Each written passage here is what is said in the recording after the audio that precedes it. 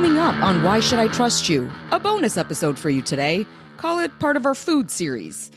So the Make America Healthy Again movement wants to take on ultra-processed foods, but critics say so far the wins have been mostly window dressing.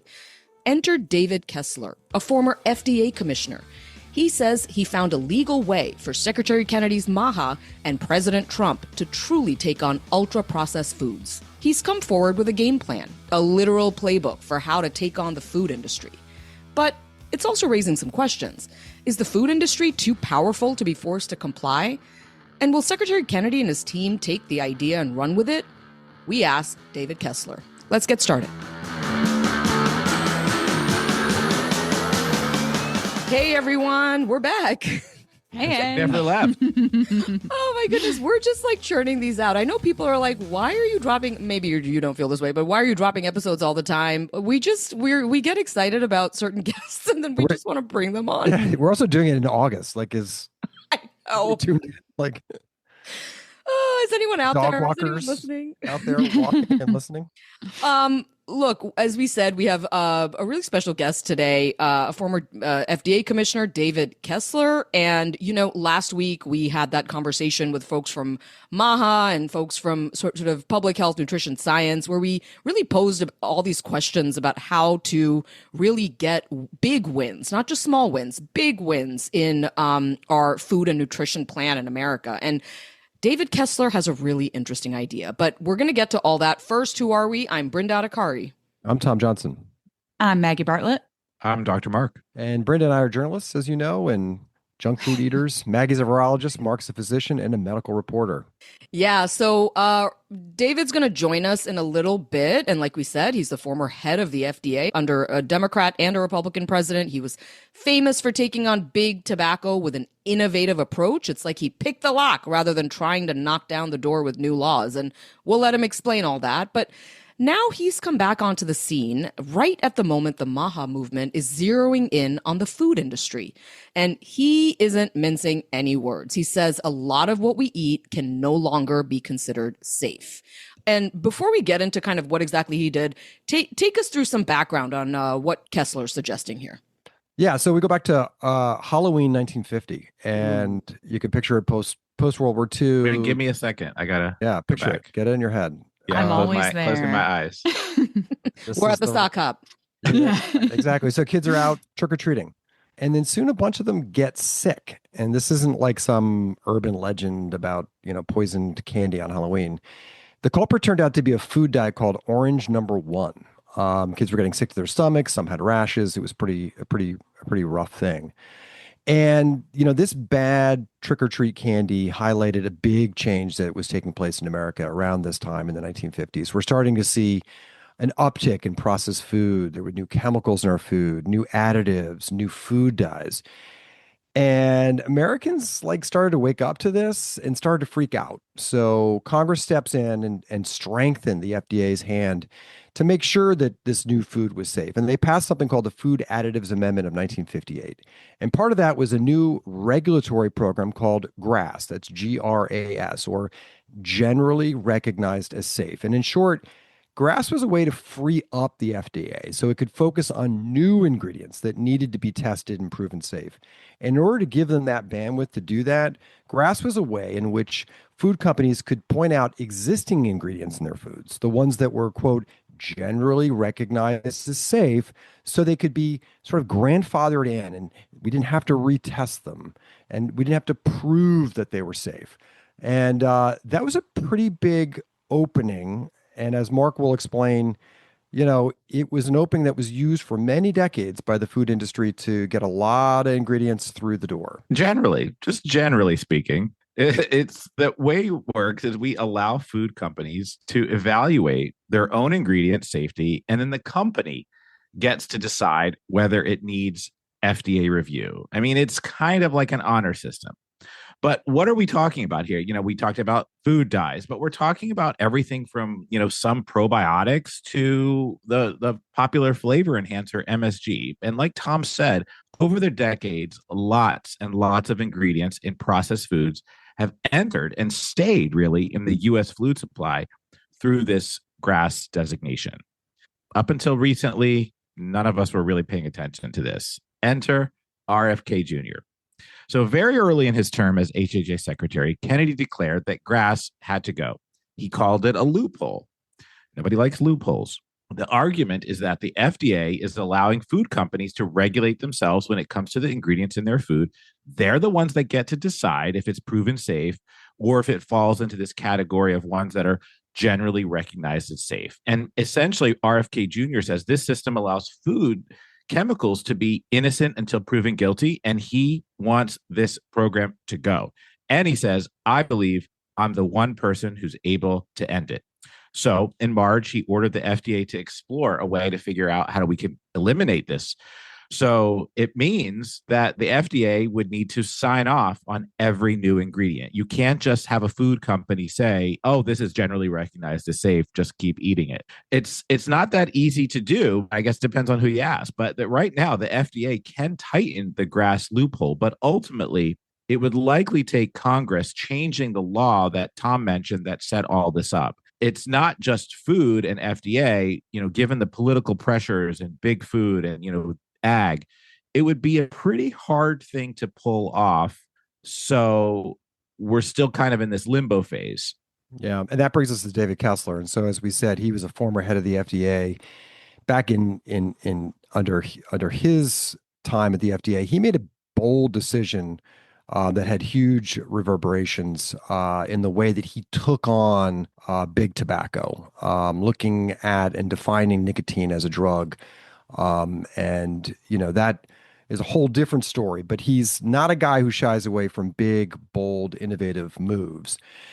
Now, in the past couple of weeks, he's filed what's called a citizen petition to the FDA. And this is something anybody can do. It's a formal way for you or me or Maggie to raise concerns about potential dangers. And by law, the FDA has to respond to the petition within 180 days. And it's got to explain why it will or will not take the requested action of the petition. In his petition, he asserts that the FDA already has in its hands right now the scientific evidence showing that certain ingredients found in ultra-processed foods are not safe. And we're just sitting on this. Yeah, we're just sitting on this. It's right. It's in plain sight. It's right in front of us. And he asserts the FDA has the authority right now to act on that evidence and do away with this grass opening. So we're talking about the ingredients in ultra-processed food, what goes into ultra-processed foods. And a recent CDC study found that, those ultra-processed foods make up more than half of the calories in Americans' diet today. So this is huge. Marion Nessel saw the petition. She's a leading nutrition expert. She's a friend of the podcast. She said, Kessler has given the FDA a way to define the vast majority of ultra-processed foods. And in doing so, he's handed RFK Jr. a huge gift on the path to regulating these products. It's just what MAHA has asked for. I hope they take it seriously. Yeah, right now the focus on foods in this administration has been primarily on food dyes. They've applied some pressure, which is great, and many of the big food companies have voluntarily committed to reduce these dyes. So it's a first.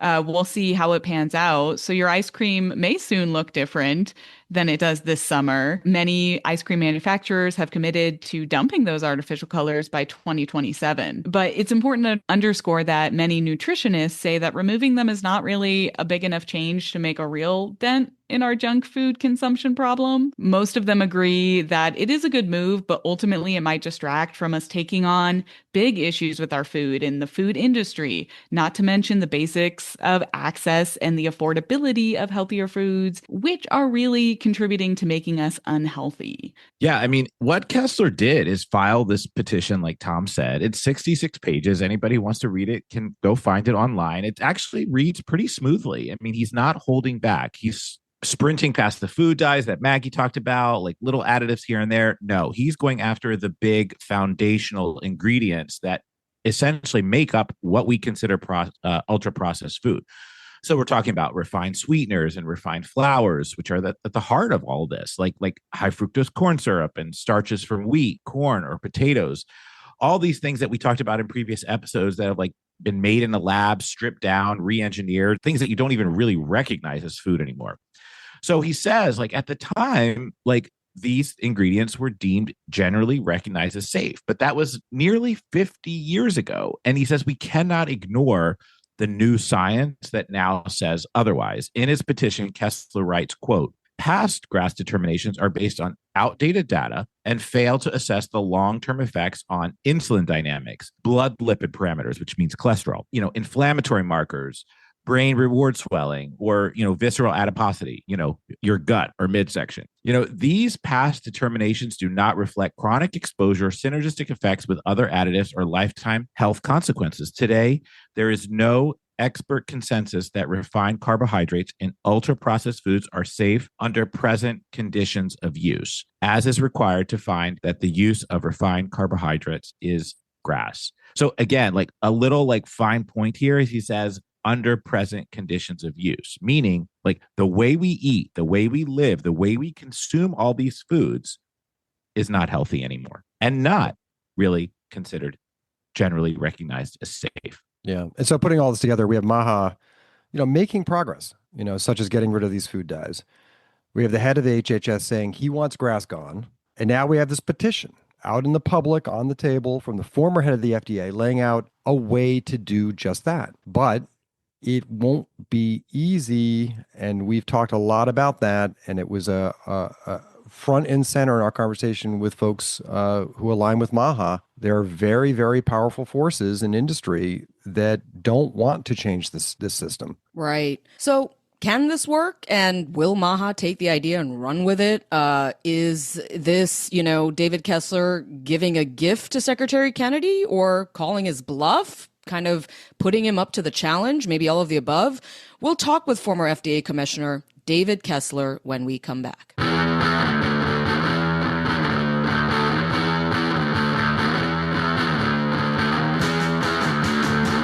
Okay, welcome back, everyone, and a big Why Should I Trust You? Welcome to former FDA Commissioner David Kessler. Hi, David.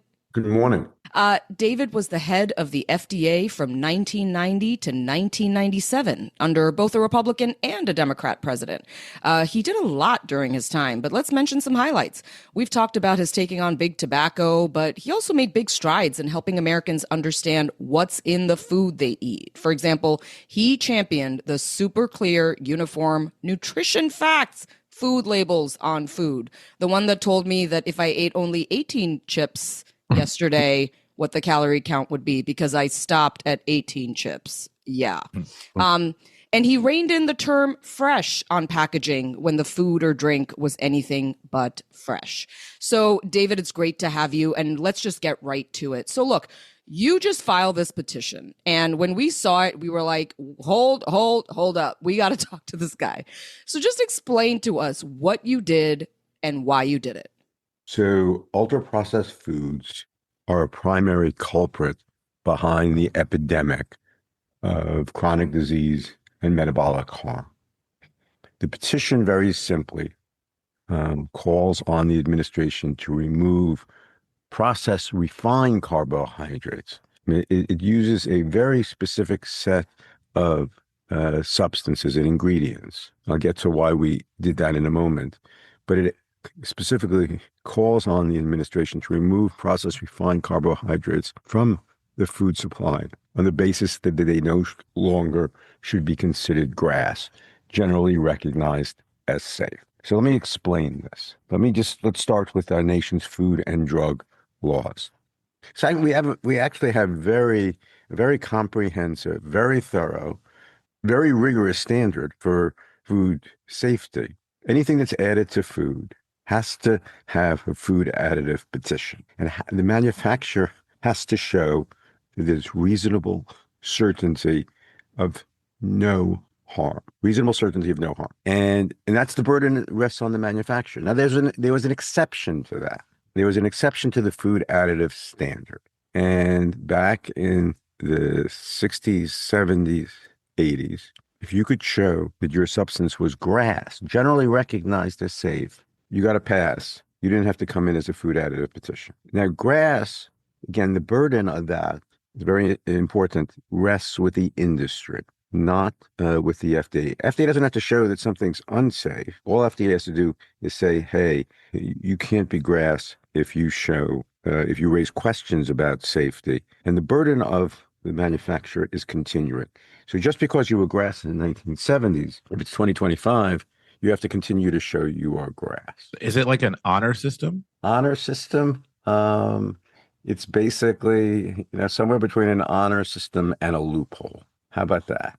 Now, you noticed I started off by saying the problem's ultra processed foods, but the petition files specifically, the request deals with processed refined carbohydrates. So as you all know, you've talked to Kevin Hall, you know his results. For example, people eat more ultra processed foods. Ultra processed foods go down in a wash. There's increased eating rate. We eat 500 calories more. Now, the reason, very simply, those products, ultra-processed foods, take out the structure of any foods, take out any fiber. They are, by definition, these energy-dense concoctions of ingredients without any structure. You can eat them very, very rapidly. I mean, one interesting point you can think about is ultra-processed foods, right, go down in a wash. They deprive you, in essence, of any satiety, any sense of fullness, because you can keep on eating them. They go down very quickly. What do the GLP-1 drugs do? They give you back that fullness. So on the one hand, you have one industry making billions of dollars, taking satiety away from you, sense of fullness. And another industry, the pharmaceutical industry, makes billions of dollars now, giving you back that satiety. So go figure, right? But if the problem is ultra-processed foods, the problem with that is that, legally, what's included in that? It's hard to define ultra-processed foods. Are there healthy ultra-processed foods? So I basically looked at ultra-processed foods and said there are four main sort of legs of that stool that made up ultra-processed foods: refined sweeteners, refined flour and starch, added oils and fats, and salt. Three of them are structural. Salt really isn't structural. And this petition bypasses the need to define ultra-processed foods and deals with those ingredients, then sucrose and refined flour and starch that is used with emulsifiers, humectants, dough conditioners, stabilizers, and the like. So now this petition doesn't deal with everything, but it deals with 80, 90% of ultra-processed foods, but it avoids the need to define ultra-processed foods. And just as the Food and Drug Act is focused on specific ingredients, this petition focuses and says, hey, the GRAS status of these substances, you can no longer say these are GRAS. So you're saying right now the FDA has the research, has the science that says these ingredients should not be considered GRAS. They're not generally considered as safe. And they have the authority then to start to regulate them in a new way. Like they're already sitting on the goods. Right. That's what you're arguing. There's no process that needs to happen. We don't need to come up with a definition. We don't need to go to Congress. We don't need to study it. You have the tools now. What this petition does, and we had to do something similar in tobacco, we came up with the regulatory hook, the legal hook. Let me take you back to tobacco. In the 1980s, the tobacco movement had basically hit a wall. It had done labeling, it had done secondhand smoke, but it didn't know where to go next. And in 1988, the American Heart Association, American Lung Association, American Cancer Society submitted a petition, a citizen's petition, just like I submitted a citizen's petition. It said, FDA, you should regulate low tar cigarettes as a drug. Now, it's interesting. Those were thought to be the healthiest cigarettes, low tar, right? But it was the regulatory hook.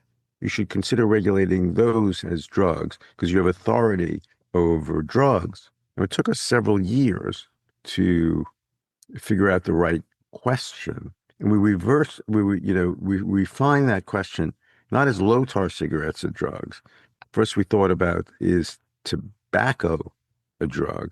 And then we refined that to, is nicotine a drug? And we sent a letter in 1994 saying FDA has authority to regulate drugs. Now, there are large societal consequences, but the industry may be manipulating the level of nicotine in cigarettes. And that would go to the question of whether nicotine was a drug. If so, we actually think these are large questions and Congress should weigh in. And once we sent that letter, we opened the door. And there was no closing that door after. Because even if, let's say the Trump administration today, right, decides not to do this, I mean, this issue still remains. Now, if you look at the petition, there's about 60, 70 pages, and much of it is the science of what's changed over the last number of decades. And any reason to think that these substances may have been grass in the 1970s and 1980s, today, if you look at the evidence, that no longer holds. In fact, I went back and I found certain Federal Register notices that specifically said for the category, they call them nutritive saccharides, right? These corn syrups, corn solids, invert sugar, maltose, dextrose, high fructose corn syrup. The FDA had concluded that these drugs were not linked to obesity, diabetes, and cardiovascular disease back in the 1970s. Today, you look at the Dietary Guidance Advisory Committee, they have concluded for the same set of added sugars that there is a link, if you look at the data, between these substances and obesity, cardiovascular disease, and diabetes. And that shift is enough to say they are no longer grass. But I mean, what we did is exactly what you said. We found a regulatory legal hook, even in a post-Chevron world with the Supreme Court. This is not a question of, discretion for the agency, statutory interpretation. The manufacturer has the burden to show it's grass. They're no longer grass. As a matter of law and science, FDA cannot keep these products on the market. So, David, let me just get this straight. Like, you're making it sound as though this is almost just so evident and simple, and it's like in front of the administration's eyes. Why haven't they already done this, right? Well, so in some ways, why did it take me so long to figure this out? You're going to ask, right? So I sort of had to go to law school, understand the Federal Food, Drug, and Cosmetic Act. I had the experience of tobacco, and I had to write 3 books on this. I mean, again, we had to move from this broad category of ultra-processed foods to nebulous a term, how to find specific substances that match those that category, and simply say and find the evidence that what was a basis for them coming on the market as grass, allowed on the market as grass, and just ask the right legal question. It could not be more simple. But is there anybody to say you're wrong? Like, you know what? Like, you're saying that ultra processed food is unhealthy, and I'm not trying to say that it's not. Sure. But look, like it's calories, it's calorie intake, it's providing an energy source, and these big food companies. I mean, they're powerful. You took on, like you said, big tobacco, but are these big food companies like too powerful and are gonna have enough scientific literature of their own to say, look, yeah, in moderation it's okay, and don't try to say this is unsafe for people who need this type of food. One thing they can argue is, well, you can consume a small amount of this stuff and it's fine. But what the law also requires is one other aspect of the law, as it's written in law and regulations in GRAS, is that the GRAS assessment has to be based on the conditions of use, how the product is actually used and consumed. Not some theoretical, I'm only going to have 1 can of this or 1 serving of this. So you have to base it on actual exposure, and you have to take into account, the law requires, the cumulative effects of these substances, this and other substances. So if added sugars, refined sweeteners, refined flour, and starch, you have to base it on the actual exposure. What's happened since these substances went on the market 4 decades ago? I mean, again, correlation doesn't mean causation, but I can tell you it's pretty striking. These substances went on the market in the 1980s. And what happened to the American body since the 1980s? Obesity has skyrocketed. The harm is evident since these substances. And the scientific data are such, if you look, no one asked when these foods were being developed, this ultra processed foods, this processing, what the effects would be on the human body, right? You look at the nutrition facts panel, we worked very hard, fought very, hard for that. That discloses what's in the food. It doesn't tell you what the effect is of those substances on your metabolism.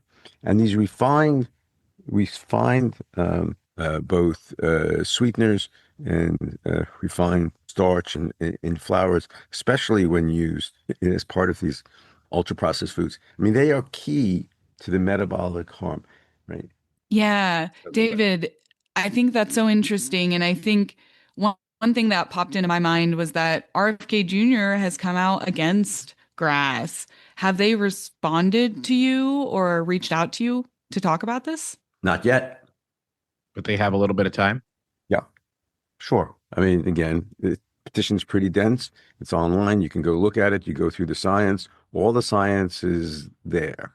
You don't need to go anywhere else to see the science and to see all the science that shows that ultra processed foods, this poor diet, is really at the heart of much chronic disease. It's causal. Now, why is it causal? I just did a book on the diet drugs and dopamine. But the problem is not weight. The problem is this metabolically active fat, this toxic fat around our midsection, because that fat gets into our liver, our pancreas, our heart, our skeletal muscle. It causes an inflammatory soup, right, to develop, and is responsible for much cardiorenal, metabolic, kidney, some forms of cancer, possibly even neurodegenerative disease. Look, the American body is ill.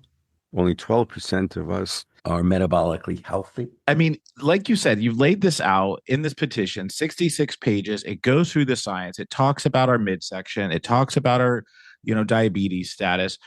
Are you trying to call Kennedy's bluff to see if this administration will actually do something about this with real regulation? I just don't understand why we need to do it through this mechanism. You can do it any mechanism you want, but the law requires you to show these substances are grass. And you have substances on the market that are not grass. You have an obligation, right, to make sure that the nation's food and drug laws are being followed. I mean, the burden is on the manufacturer to show that these are safe. Come in and show that these are safe. File a food additive petition. If you're not, you can no longer be grass. Look, I mean, you've been on the receiving end of these types of documents, this citizens petition. Is this going to work? Long term? Look, short term, I don't know what they will do, but I can tell you there's no closing the door now. Once you realize, if you're the food industry, you're going to first take this petition back and show it to the best food lawyers, right? So there's plenty of Washington lawyers right now, right, that are working their way through this petition, right? And the food industry is going to say to their lawyers, is this real? And the answer is absolutely. So this has been vetted by the best food lawyers in the country. There's no question, I know the Food and Drug Act. Okay, this is spot on, right? The grass standard, the fact these are no longer grass, the burden rests with the manufacturer, could not be simpler. So the food lawyers will tell the food industry, this is very real. And what does that mean? So maybe you think you can get past this administration, right? Maybe you'll lobby and they won't do anything. But long term, if you're selling products now and you're no longer grass, What does that mean? You're legally vulnerable. Someday, sometime, someone's going to close this down. So you have a problem, and you got to fix that problem, and they got to seek a solution. Now, can they get Congress to affirm the grass status and say, take away the grass loophole, and say, well, the automatically, corn syrup, corn solids. They pass a statute to say corn syrup, corn solids, high fructose corn syrup, maltodextrin. These are all these are grass. You're going to get Congress to pass that law? I don't think so. I mean, that's one tack. So if you're the industry, all of a sudden you have a major problem that is not going away. Right? Maybe the floor doesn't fall out tomorrow if Kennedy doesn't do anything. But you don't want to be in this position of uncertainty. So you've taken a pin and popped the balloon, and it's slowly there's no stopping it now. So how long did it take us once we popped the balloon on? It took you until Congress eventually passed a law, right? I mean, right. Now, that was a little harder because there was this interpretation of drug, right? Right. And there was no. This is easier. This is much legally much. This is much more solid. But back to Mark's question: are you like calling RFK Jr.'s bluff? Am I calling his bluff, or am I giving him a gift? Right. I mean, if you care about chronic disease, if you care about making a real contribution to the health of the American public, here's the regulatory route. This is real. This is not about, seed oils or food dyes.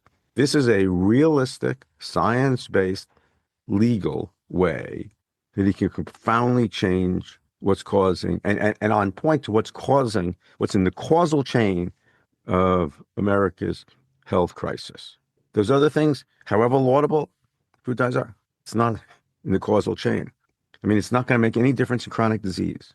I mean, if you take out some food dyes, or you switch out natural for chemically synthetic, it's not going to make a difference in the health. This is a real regulatory path.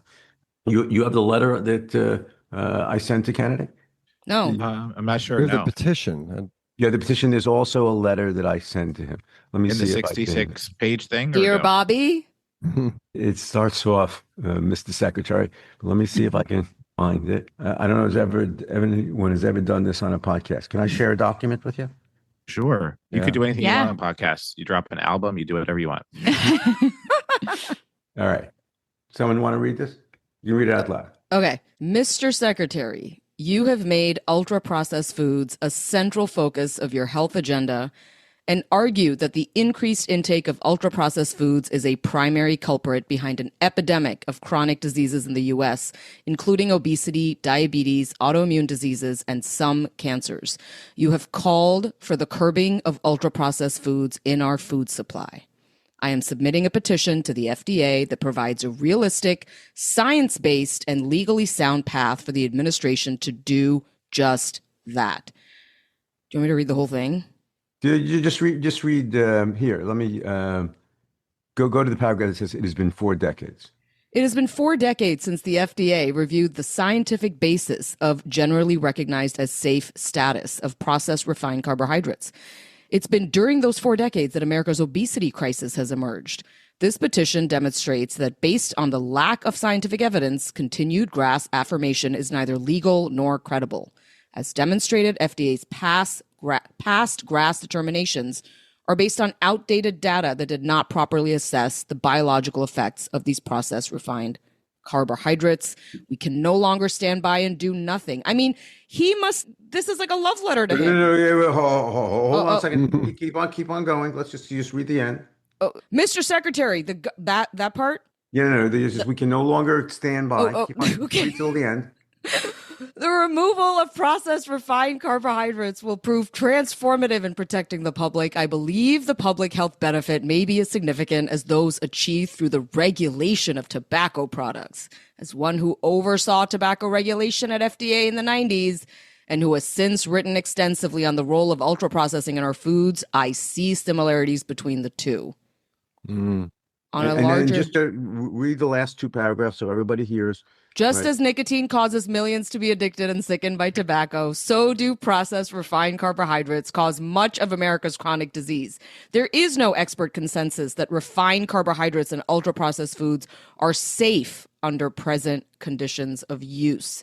That leaves FDA with no choice but to determine that processed refined carbohydrates, as a matter of science and law, can no longer be considered GRAS and thus must be removed from commerce. Mr. Secretary, the government has an opportunity and a responsibility to begin now the process of curbing processed refined carbohydrates in our food supply on a larger scale. This petition triggers a remaking of the food supply. It will get companies to rethink and redesign the way they make food so that foods are not injurious to health. I mean, you just did his homework for him. Exactly. So, okay, two questions. One is Everyone get this? Yeah. Is it simple? Is it straightforward? simple, straightforward. Right. think And if you're the food industry, what do you argue? Yeah, the loophole to your loophole is everything in moderation is okay. It's too much control. Where's my personal choice? I want to be able to eat what I want and how much I want. Hold on. You got to stay with the nation's food and drug laws, right? Your rhetoric is not all fine, right? What do you have to show, food industry? Causation. No. What do you have to show? It's generally Generally safe. regarded as safe. Right. So you have to come in, right? And you have to show these are generally recognized as safe. Can you show that these are not linked to obesity, cardiovascular disease, and diabetes? Or No, if but I there's- can show that I occasionally eat these foods. I don't have diabetes. I'm not overweight. I exercise, and I'm still okay. I enjoy my Skittles every now and then. And don't tell me it's not safe enough for me. And then if you look at the U.S. population, what do you see? Well, we see a rise in all of those rates, but it's multifactorial. We're not exercising enough. And that's not a legal statute, right? Outcomes, like if outcomes were what we were judged on legally, then so many laws would be passed about nutrition and health. I guess the point is, how can this actually force the food industry to change? Well, so if you're no longer GRAS, right, you have to find something that is not going to cause metabolic harm. So the reason this metabolic harm occurs from these substances, right, is because these are rapidly absorbed, digested, and cause hyperinsulinemia. So you have to figure out a way to avoid that happening. Yeah, I mean, you have an opportunity to think through, to remake and redesign the way they make foods. All they have to do, the answer, all they have to do is go back to foods. Right. I mean, this petition does nothing for sugar, flour, starch, nothing at home. It's only when you do that in a context where there's no structure to the food, right? These are highly processed and go down the wash. They will argue, hey, this food is cheap. We need these foods to feed the world. But are these really cheap in the long run? Or are they really providing nutrition, or are they providing these nutritionally inadequate substances? Is it really cheap? Is it really convenient to allow me to be able to have on every corner access to this? I mean, if in the end, I and my family are going to end up with diabetes? David, you clearly, I imagine, vehemently oppose RFK Jr.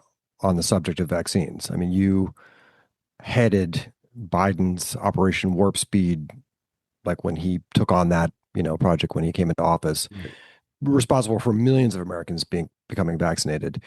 But yet you are able to put that to one side and say, this crisis with food and our health is so big that I am going to put my shoulder in and help you on this part of your portfolio. A lot of people can't do that. I am helping you, or I am challenging you. Challenging you, right? Okay. What am I? No. A lot of people don't do that. A lot of people say you can't engage. You were right. This was very complex. I Right. spent a lot of time thinking about this. Just talk about that. I vehemently disagree with the secretary on vaccines. Right? I vehemently disagree with this administration and what it's doing to biomedical research. I don't get it. Trump's greatest accomplishment, first term, was what? If you go back and you look at the history, what do you think Trump's greatest accomplishment was? Warp speed. Well, you're going to say warp speed. Right. And they're just reversing that legacy. I can't figure that out. But sometimes there are public health questions. I mean, I could sit back and do nothing and say, hey, I'm not going to even give them an opportunity to do the right thing. But sometimes there are issues, public health issues. I mean, the American body is ill. We can't sit by. I debated whether just to sit it out, but I decided to submit this petition because so much is at stake for the public health. David, I think that needs to be underscored what you just said. This is a man, maybe a vision, looking at vaccines, which many in public health say is sort of the underpinning of modern public health. One can discuss that. You feel so vehemently differently and also are protesting so much of what he's doing in that space. But yet you're saying, I can't sit by and let America's relationship with food and nutrition and not give him the tools to fight this if I think that there's tools, or challenge him or whatever it is. But I think there's a world in which one could say you're giving him a tool to fight this. You're basically saying, here's the legal framework to fight this. Well, I'm putting that framework out, if not for him, then for the next secretary or the next secretary. I'm under no illusions. This is going to require a remaking of the American food supply, a rethinking of the American food supply. Just with tobacco, it took us 20 years after we wrote that. First, we raised the question, is nicotine a drug? During our lifetime, what was the great public health success? What percentage of high school seniors smoke? This is the issue of vaping. But if you look at the number of kids who smoke today, it used to be when we were FDA commissioner, it was 25%. Today, it's maybe 2-3%, 4%.